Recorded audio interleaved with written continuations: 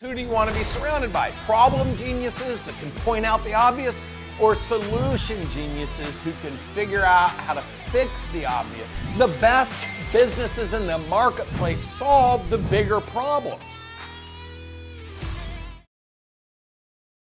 A problem genius is someone who can always point out what's wrong. And the truth is, when you're growing and scaling your business, you should expect everything to be wrong. I mean, how can you possibly blow your business up and not have problems? If building businesses was so easy that you're never going to have problems, then everybody would have huge businesses. And even furthermore, 97% of all businesses under $125 million in revenue go out of business within 10 years. 2/3 don't even make it past 60 months. 31.5 million businesses under 125 million, and less than 2.5% to 3% are going to survive the 5th and the 10th year.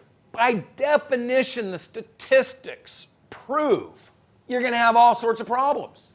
And so at some point, problem geniuses, people who always want to talk about what's wrong and what's not working for the purpose of being the smartest person in the room, need to be educated. So here it goes. This is for all the problem geniuses out there in the world. The process, the business of building business, is in itself a problem. And the reason it's a problem is because the only reason your business can succeed and be valuable is if it solves a problem for other people. Otherwise, what's your value proposition? I mean, I'm not going to buy face cream if I don't want my face to be better. I'm not going to go to the cosmetic people and have Botox if I don't want to get rid of wrinkles. I'm not going to go to the dentist and have my teeth redone if I like shitty teeth. I'm not going to hire a contractor to come over and change my house if I love the fact that my house looks the way it is. The best businesses in the marketplace solve the bigger problems. And the better you are at solving bigger problems, the more valuable your business is. So by definition, if the most valuable businesses solve bigger problems, then we would all concede that the business of having problems is in itself the opportunity. When you got people issues, there's an opportunity. Are you always going to have all the right and perfect and best people who never let you down in business? Absolutely not. That's why technology solves the technology problem. So you can measure the things you want to impact, and you can have lead indicators on the things you need to change. You see, novice business owners spend their time complaining about the problem so they can feel smart about being a problem genius. Sophisticated business owners identify an opportunity that's impeding the business's ability to grow, and then works on the solution as a solution genius. So if you're going to build your business, who do you want to be surrounded by? Problem geniuses that can point out the obvious, or solution geniuses who can figure out how to fix the obvious so the business can grow and scale, become bigger, more valuable, more profitable tomorrow than it is today. Now, I guarantee you, if you're going to build a $1 billion valued business, you're going to encounter so many problems along the way, because if those problems didn't exist, there would be more $1 billion businesses, especially in your marketplace. The very problems that problem geniuses point out are the elements to overcome in order for the solution geniuses to be able to grow the business. So here's a question for you. Are you the type that shows up to a meeting to always point out what's wrong so we can grow bigger, better, faster, more valuable? Now, nobody wants to sit around with the individual that always feels like they're the smartest person in the room. And I can tell you, if you're that person, nobody wants to be around you. If you're one of those people, you're always pointing out what's wrong. You're always pointing out what's wrong. You're always talking about what's wrong. What's wrong? What's wrong? What's wrong? What's wrong? You're a problem genius. Your brain can only find what's wrong because you don't actually know how to create.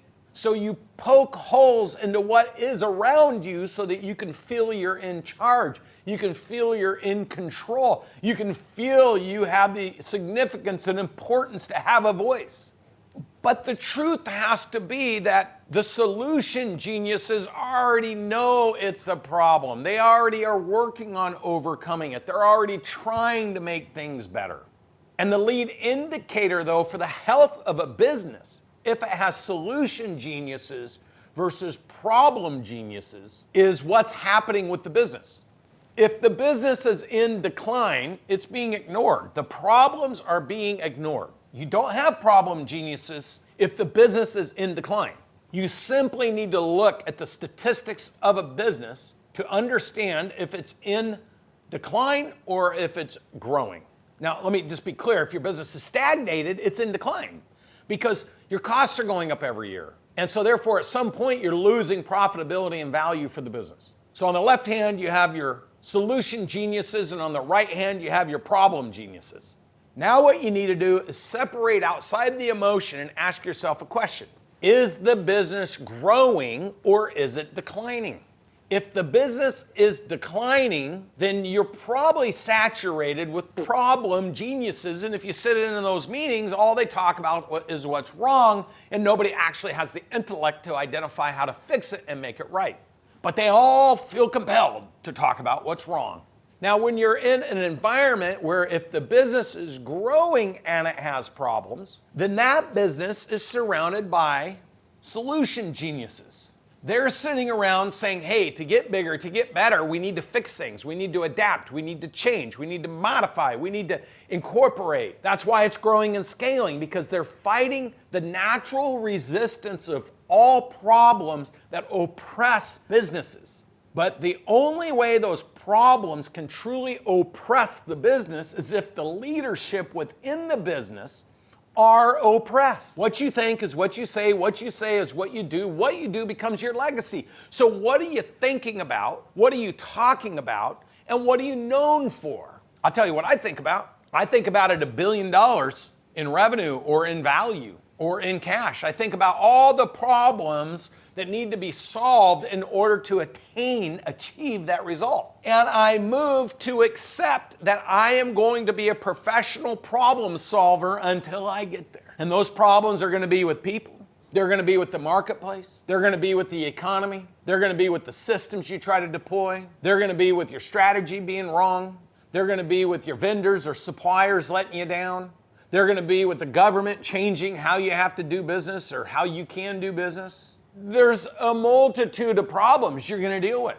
And it is the difference, the resilience in solving those problems and managing your organization and your team and keeping heads in the games at critical moments of time, because you're a solution solver, a solution genius. You're always thinking of how to solve problems versus the problem genius always pointing out what's wrong. Simply look at the statistics. The revenues are growing and the profitability is growing and you're building your cash, then you're technically solution people. If everything's wrong and everyone's fighting and everyone's out of alignment and everyone's thinking only about themselves, it's the reason the business is in trouble in the first place. So, how do you approach your team and convert those people who are technically problem geniuses, the smartest people in the room that can point out everything that's wrong, or solution geniuses? See, the solution geniuses are like, okay, what's the issue? How do we make it better? How do we attack it? How do we work as a team? How do we deploy it? How do we make sure it doesn't happen again? See, those are the constructive conversations. The problem geniuses will just be like, it's wrong, it doesn't work, you don't know what you're doing, you don't know how to do it. I guarantee you those people have no clue how to do it. So here's my solution to you. If you're in an environment where someone is constantly talking about what's wrong and can't ever come up with a good idea of actually how to solve that problem, then they're a problem genius and you just need to ignore them. They're going to drive you crazy, but you need to ignore them. Because the fact is, if they knew how to do it, they wouldn't be working for you, they would be doing it. And they wouldn't be working with you because they'd have done it without you. So what does that mean to you? If you're sitting here listening and you're like, man, I got a lot of problem geniuses in my life. Law of attraction's a real thing. See, law of attraction comes from law of intention, law of action, and then you attract. So what you need to do now is you need to start attracting people who are conditioned, who are actually hired, who are led to be problem solvers. Any idiot can point out the problems, probably because they can see them so clearly because they are part of the problem. But it actually takes someone who's made the decision that they're going to solve problems. They're going to create value. They're going to embrace the resistance on the breakthrough, because that is in itself the breakthrough. But that starts with a leader to talk about how people should think, what they should be talking about, and what they should be doing. And for all you problem geniuses, let me just remind you what my older brother used to tell me when I was a kid. There's the way you'd like it to be. There's the way it could be. There's probably the way it should be. But guess what? We actually live in a world that it is the way it is. So you can argue and fight and point it out, or you can learn to overcome it, grow from it, be better for it, and then turn it into what you want it to be, the outcome.